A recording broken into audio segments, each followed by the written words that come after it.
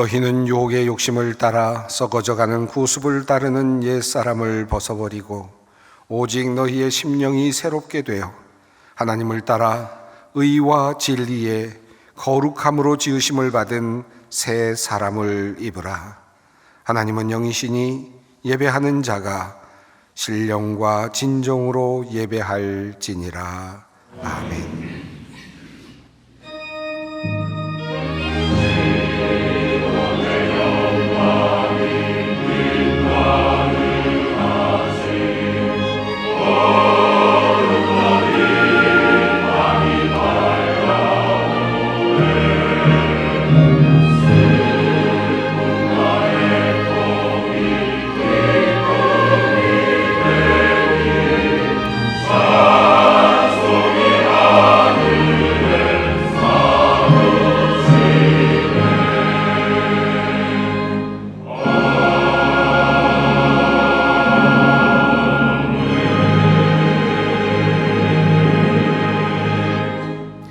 온 세상을 창조하시고 오늘도 무한하신 사랑으로 천지 만물을 운행하시는 성부 하나님, 성육하시어 죄와 사망에서 우리를 건지시고 부활의 소망을 주신 그리스도이신 성자 예수님, 그리고 오늘도 우리와 함께 하시며 우리의 구원을 이루어 가시는 성령 하나님, 그 놀라우신 능력과 베푸시는 종을 인하여 주께 찬양과 영광을 올려드립니다. 성부, 성자, 성령께 세세무궁토록 영광이 있을지어다. 아멘. 다 함께 일어나셔서 68장 찬송을 부르시겠습니다.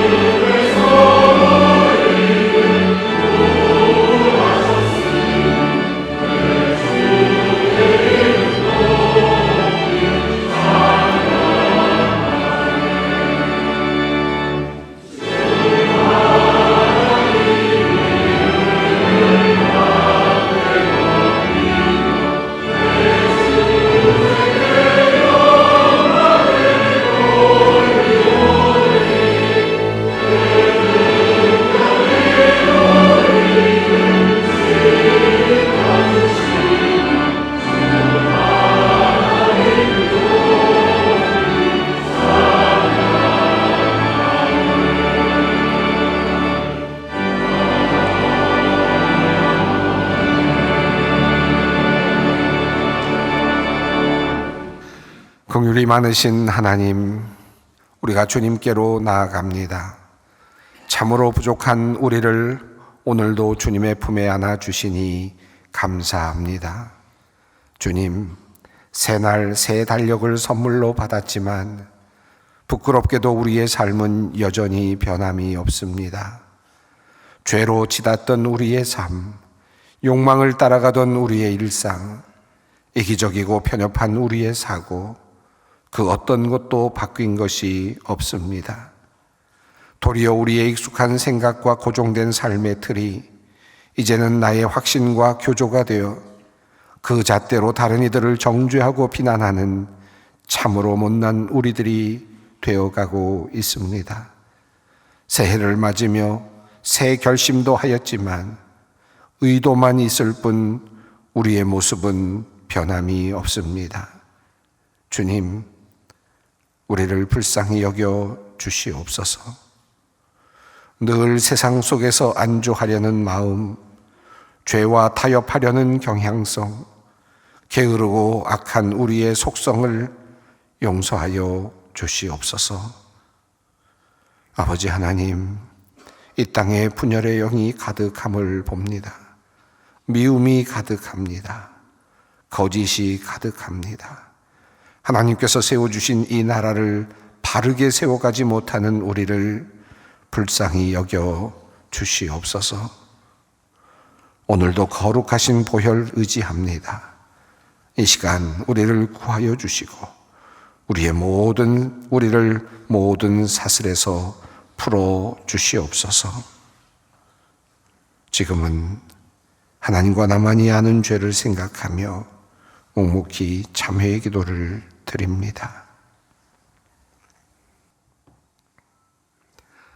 하나님이 세상을 이처럼 사랑하사 독생자를 주셨으니 이는 그를 믿는 자마다 멸망하지 않고 영생을 얻게 하려 하심이라. 그러므로 이제 그리스도 예수 안에 있는 자에게 결코 정죄함이 없느니라. 아멘.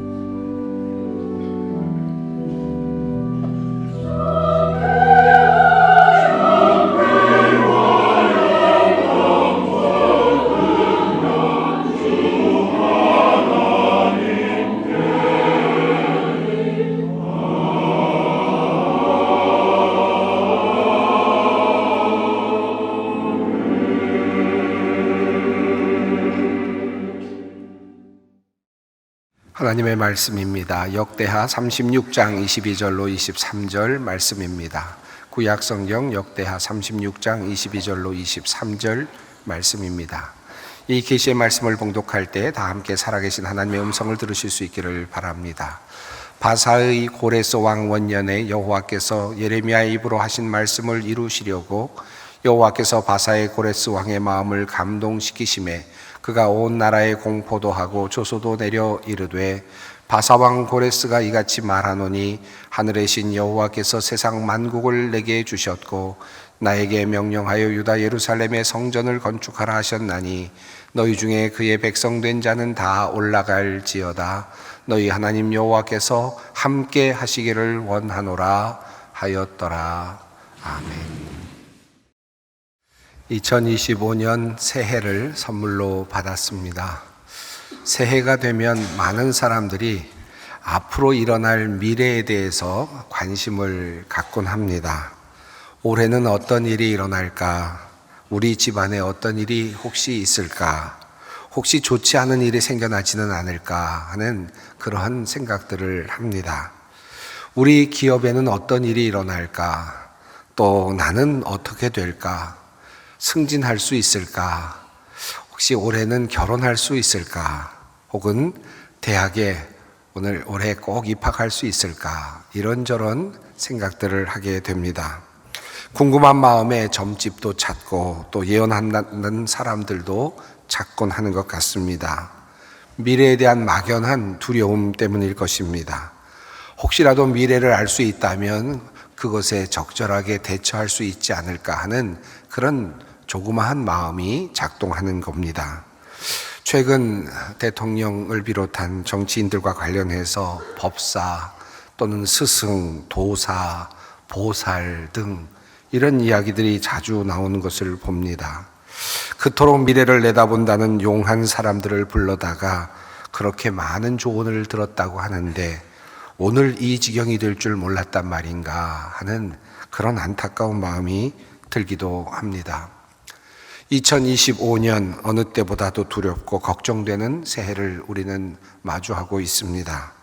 우리나라에 살고 있는 사람이라면 아마 현재 우리 대한민국에 벌어지고 있는 일에 대해서 많은 우려와 고통을 느끼고 있을 것입니다.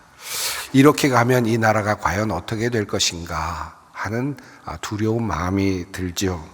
또 이 나라의 역사가 이제 앞으로 어떻게 전개될 것인가 하는 생각이 듭니다. 2025년 이 나라 대한민국의 미래 역사는 어떻게 흘러갈까요? 어떻게 흘러갈 것 같습니까? 우리는 지금까지 위대한 역사를 써내려왔다고 할 수 있습니다. 멋진 대한민국의 역사를 지금까지 써 내려왔습니다. 그런데 이제 앞으로 펼쳐질 우리나라의 역사가 매우 걱정이 됩니다. E.H. 카가 쓴 역사란 무엇인가 라고 하는 책을 인용하지 않더라도 우리는 우리가 써 내려가고 있는 이 역사가 단순한 사건의 수집이 아니라 역사가의 선택적 기술이라는 사실을 우리는 잘 알고 있습니다. 일어난 일을 반추하고 정리해서 과거의 일을 현재와 미래의 교훈으로 삼아가는 것입니다. 더 나은 세상, 그리고 더 좋은 미래를 만들어가고자 하는 일이 역사가들의 손에 달려 있기도 합니다. 그래서 역사에 있어서 특별히 사관이 매우 중요하다고들 하죠. 어떤 역사관을 가지고 사건을 정리하고 해석하느냐 하는 것이 매우 중요합니다. 그리고 그 사관에는 각기 그들이 바라고 있는 더 나은 세상에 대한 그림이 그려지고 있습니다. 그러므로 우리가 많은 역사를 경험하고 또 역사를 또 배워갑니다. 그러면 좀 더 나은 세상이 되어야 하는 것이 분명할 것 같습니다. 그런데 돌아가는 현상을 보면 도대체 이것이 역사의 진보일까라는 생각이 들기도 합니다. 우크라이나와 러시아 간의 전쟁의 소식이 그러고 또 이스라엘 중동 간의 전쟁이 그러하고 또 우리나라에서 일어나고 있는 계엄과 탄핵의 전국도 그러하고 또 심지어는 교회 안 교단 내에서 일어나고 있는 어처구니 없는 그런 해프닝과 같은 일들도 그러합니다. 과연 역사가 발전하고 있는가? 우리는 과연 역사로부터 교훈을 받고 있는가 하는 그런 생각이 들기도 합니다. 더 좋은 일들이 왜 일어나지 않을까? 더 성숙한 그런 일들이 생겨나지 않을까? 역사를 통해서 배웠다면 우리의 여러 분야에서 날마다 더 수준 높고 더 나은 행동들이 일어나야 될 것 같은데 왜 이 우리의 상황 속에서 이런 역사의 발전이 일어나지 않는가 하는 그런 안타까움이 있습니다. 우리의 현실이 참 답답합니다. 이 나라의 현실도 답답하지만 아마 여러분 개인의 현실도 답답한 분들이 참 많이 있으실 겁니다. 새해를 맞으면서 이 답답한 현실 속에서 우리는 어떻게 해야 되는가, 어떤 관점을 가지고 살아야 되는가, 그것을 우리가 함께 살펴보려고 합니다. 특별히 최근 일어나고 있는 많은 국가적인 상황과 관련해서 우리는 어떤 시각으로 신앙인으로 바라보아야 하는가에 대해서 오늘 함께 말씀을 통해서 또 정리를 하고자 합니다. 답답한 문제의 답을 찾기 위해서 우리는 오늘의 본문 말씀을 주의 깊게 살펴볼 필요가 있습니다. 특별히 오늘 본문의 위치와 또 내용을 살펴볼 필요가 있습니다. 오늘의 본문을 보다 잘 이해하기 위해서 우선 유대인들이 사용하는 히브리 성경에 대해서 어느 정도 윤곽을 잡는 것이 필요합니다. 우리가 가지고 사용하는 성경 중에 성경을 구약과 신약으로 나누죠.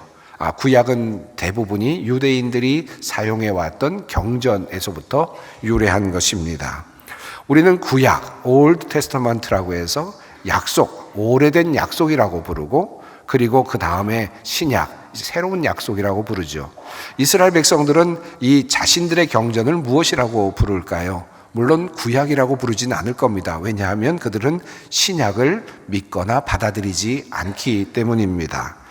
그들은 자신들이 가지고 오고 있는, 내려오고 있는 그 경전을 무엇이라고 부르고 있을까요? 그 조금 긴 제목으로 그들은 자신의 경전을 부릅니다. 율법서와 예언서와 성문서라고 이렇게 부릅니다. 토라, 네비임, 케투빔이라고 이렇게 부릅니다. 아마 처음 들어보시는 분들도 많을 텐데요. 토라, 네비임, 케투빔, 이것이 자신들이 가지고 있는 유대교 경전, 우리가 가지고 있는 구약 성경을 그들은 이렇게 부르고 있습니다. 이 유대인들이 가지고 있는 이 경전으로서의 이 토라, 네빔, 케투빔은 우리가 가지고 있는 구약 성경과 많은 부분에 있어서 공통점이 있고 유사점이 있지만 내용적인 면에서 상당히 일치가 되지만 그러나 순서라든지 배열이라든지 몇 가지 면에서는 차이가 또한 있기도 합니다. 우리가 사용하고 있는 구약은 창세기로부터 시작이 되어서 말라기까지 이어집니다. 이렇게 우리는 구약 성경을 그렇게 순서대로 읽어 내려가고 있습니다. 맨 마지막에 소선지서들이 쭉 자리하고 있습니다. 유대인들이 사용하고 있는 이 성경은 우선 첫 번째 토라가 있고, 그리고 그 다음에 네비임, 케투빔이 이어집니다. 우선 율법서로서의 토라는 모세 오경을 가리킵니다. 창세기, 출애굽기, 레위기, 민수기, 신명기가 바로 여기에 해당이 됩니다. 그러니까 이스라엘 백성들 역시 이 토라, 우리가 알고 있는 모세 오경을 자신의 정경으로 받아들이고 있습니다. 그런데 이 율법서 다음에 이어지는 내용이 조금 순서가 좀 달라집니다. 다음에 이어지는 것은 예언서인데요, 네비임입니다. 이 예언서는 전기 예언서와 후기 예언서로 나누어집니다. 여호수아, 사사기, 사무엘, 그리고 열왕기, 그러니까 사무엘 상하와 열왕기 상하죠. 여기까지가 전기 예언서에 해당이 되고요. 이사야, 예레미야, 에스겔과 그리고 이어지는 12개의 소예언서가 후기 예언서에 해당이 됩니다. 이렇게 해서 성경의 중간 부분을 차지하고 있습니다. 유대인들이 사용하고 있는 책에서 말입니다. 그리고 이어지는 마지막 부분은 성문서로 되어 있습니다. 케투빔이라고 부르는데 여기에는 잠언, 시편, 욥기가 있고요. 또 아가, 룻기, 에가, 전도서, 에스더는 5 두루마리로 되어 있는데 사실은 한 권처럼 되어 있어서 이것을 하나로 묶어 봅니다. 그리고 마지막으로 다니엘, 에스라, 느헤미야, 역대기가 있습니다. 에스라와 느헤미야, 역대기는 이 중에서 후기 이스라엘의 역사를 다룬 역사서로 그렇게 평가를 합니다. 그러니까 성경 중에, 성문서 중에 후기 이스라엘의 역사를 다루고 있는 부분이 에스라, 느헤미야, 역대기라는 말씀입니다. 자, 제가 조금 길게 이 유대인들이 사용하고 있는 정경의 순서에 대해서 말씀을 드렸는데요. 그 이유가 있습니다.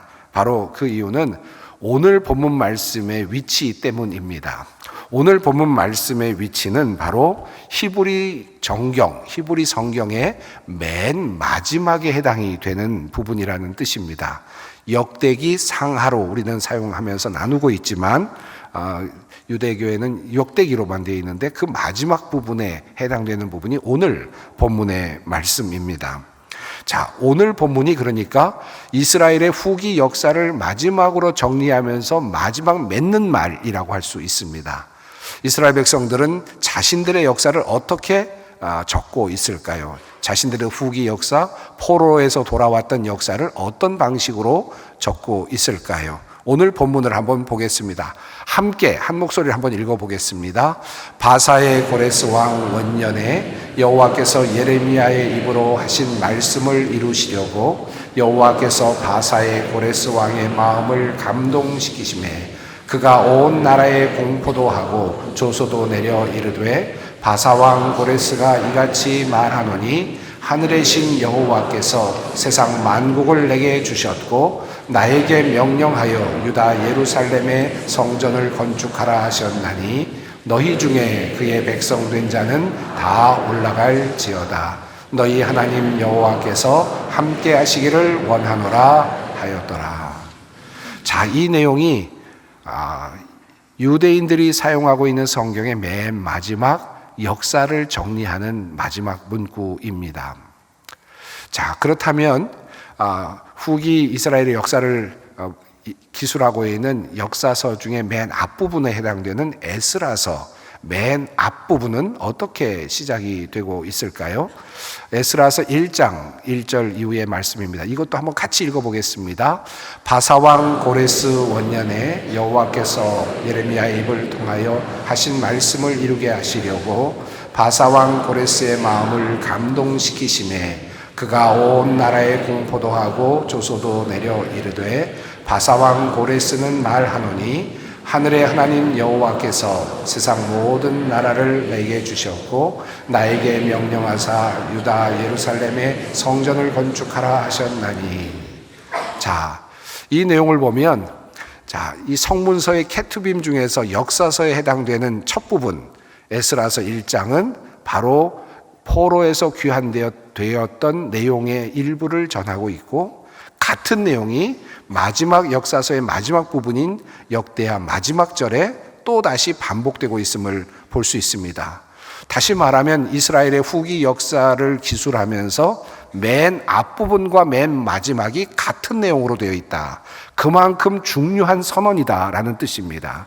이스라엘의 역사를 어떻게 볼 것인가, 이스라엘 역사를 어떻게 정리할 것인가에 대한 매우 중요한 잣대가 이 바로 역사서의 앞부분과 마지막 부분에 자리하고 있다라는 말씀입니다. 왜 유대인들은 자신의 역사를 정리하면서 이 문장을 앞과 뒤에 놓았을까요? 한마디로 말하면 바로 이 문장이 이들의 역사관이라고 할 수 있습니다. 이들이 바라보고 있는 역사에 대한 관점이라고 할 수 있습니다. 그들이 고민하고 그들이 지금 고백하고 있는 역사는 하나님께서 이끌어 가시는 역사입니다. 유대인들이 얻게 된 포로에서의 해방의 사건은 어떠한 정치적인 노력을 통해서 얻어진 것이 아니라는 것입니다. 어떤 사람의 투쟁을 통해서 얻어진 결과물이 아니라는 것입니다. 하나님께서 바사왕 고레스의 마음을 움직이셔서 그가 사람들을 고향으로 돌려보내도록 하셨다라고 하는 기술입니다. 여기에는 이스라엘 백성들이 어떤 일을 하였다는 기록이 하나도 없습니다. 여러분, 이 내용을 한번 자세히 살펴보십시오.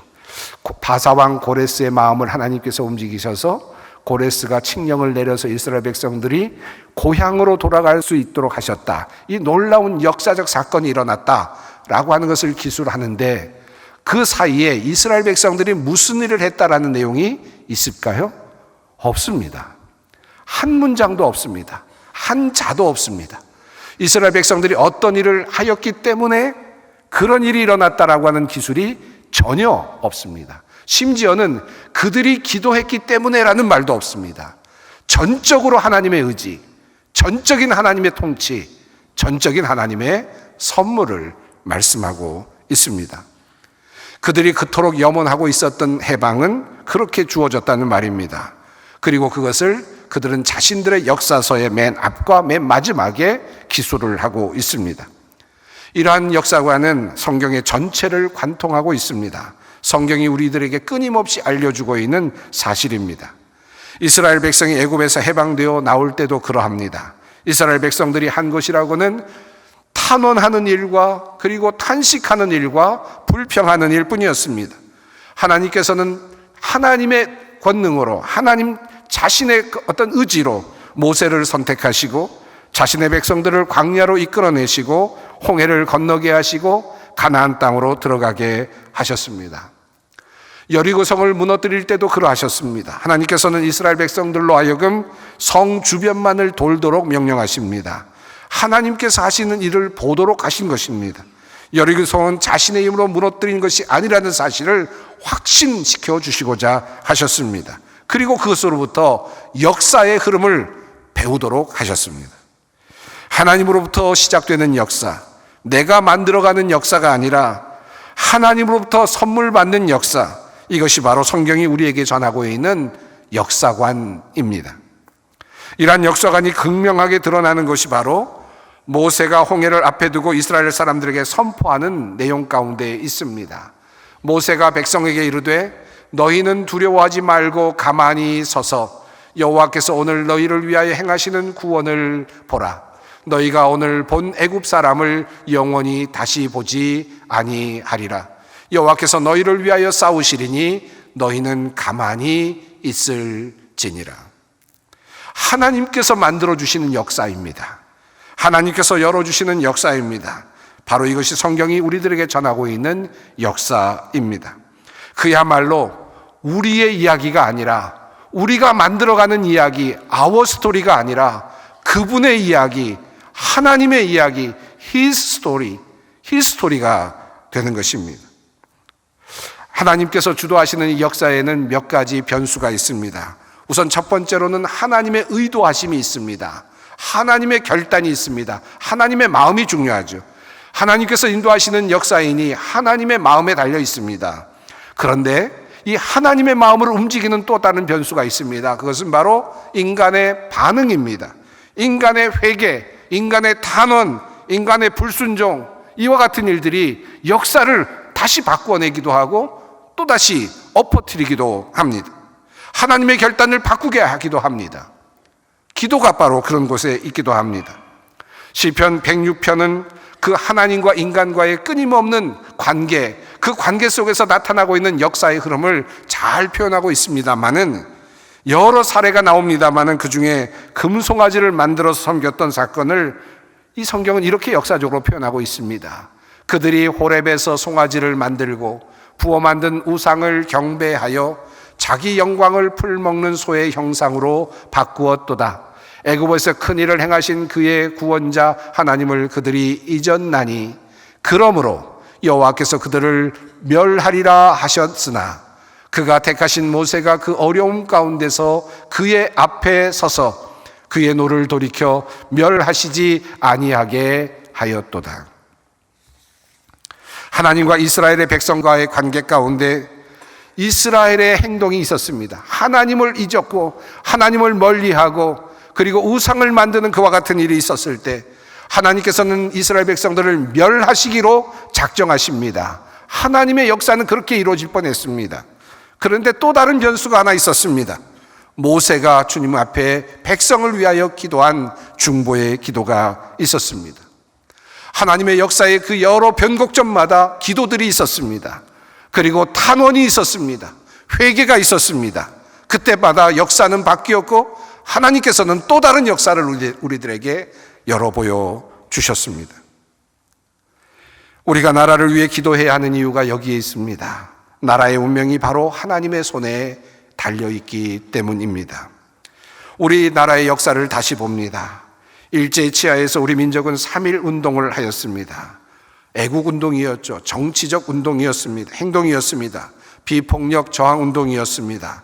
그 저항 운동에는 다양한 종교인들이 참여하였고 또한 기독교인들도 다수 참여하였습니다. 우리는 3.1절이 될 때마다 그와 같은 아름다운 선조들의 저항을 또다시 기억하고 자랑스럽게 여기고 있기도 합니다. 하지만 곰곰이 생각합니다. 우리의 해방이 과연 우리가 했던 3.1 운동 때문에 왔을까? 그것은 아니었습니다.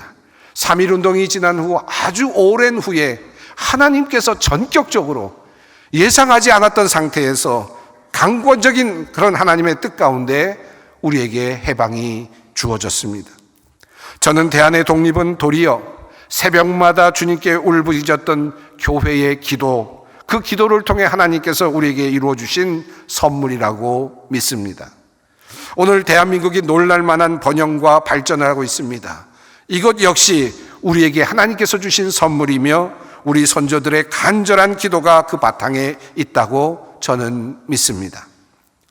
저는 작년 2024년 여름쯤에 다음 해, 그러니까 올해지요. 다음 해 교회와 우리 성도들에게 어떤 주제를 드려야 될까를 고심하며 기도하는 시간을 가졌습니다. 작년은 여러분이 아시는 것처럼 일생일벗이라고 하는 주제를 드렸죠. 한 영혼이라도 우리가 구원하자라는 말씀을 드리고 모든 우리 교우들께서 한 영혼을 위해서 기도하며 열심히 하고 일하고 계실 때입니다. 한 여름쯤 되었을 때 저는 이제 다음 해 어떤 주제를 가지고 우리가 함께 나가야 될까에 대해서 고민하며 주님께 기도를 드렸습니다. 계속해서 말씀을 통해서 주님께서 주시는 권면은 기도하라는 것이었습니다. 이제 기도를 해야 된다라고 하는 그런 마음을 저에게 계속 주셨습니다. 그래서 그때쯤에 몇 분들에게도 제가 내년 주제는 기도로 해야 될 것 같습니다 라는 말씀을 드리기도 했었습니다. 그런데 이제 신년이 되어가는 시점에 왜 기도해야 되는지 그리고 무엇을 위해서 기도해야 되는지 보다도 분명해지고 있음을 봅니다.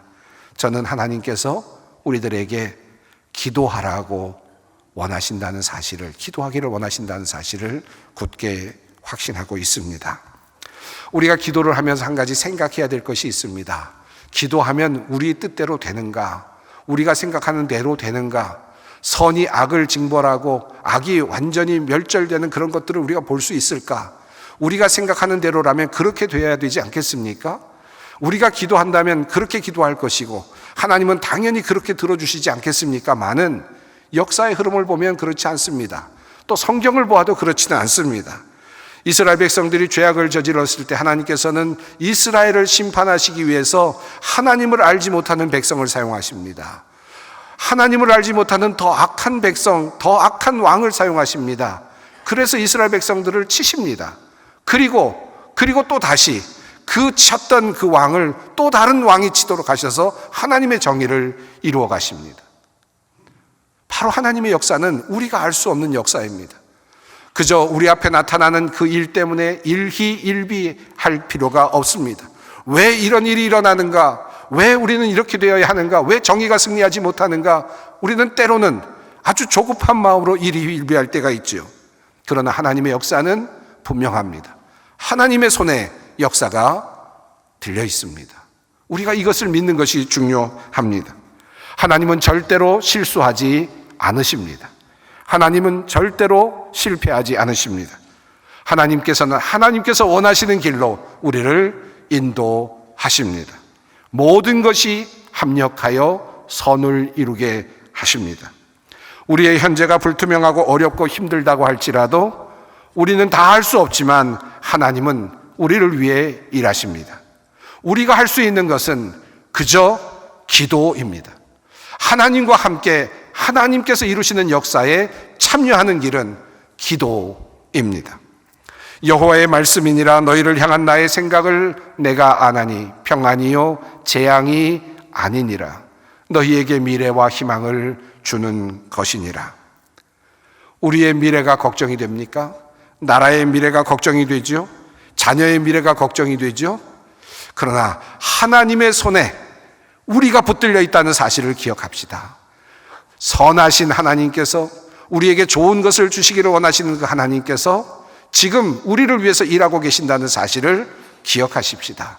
우리가 할 수 있는 일은 그 하나님께 탄원하고 기도하고 잘못했을 때 회개하며 주님 앞으로 나아가는 일입니다. 모든 것은 하나님의 손에 달려 있습니다. 시편 46편 말씀, 제가 늘 좋아하는 말씀이고 제가 투병할 때 붙잡고 있었던 귀한 말씀입니다. 하나님은 우리의 피난처시요 힘이시니 환난 중에 만날 큰 도움이시라. 그러므로 땅이 변하든지 산이 흔들려 바다 가운데 빠지든지 바닷물이 솟아나고 뛰놀든지 그것이 넘침으로 산이 흔들릴지라도 우리는 두려워하지 아니하리로다.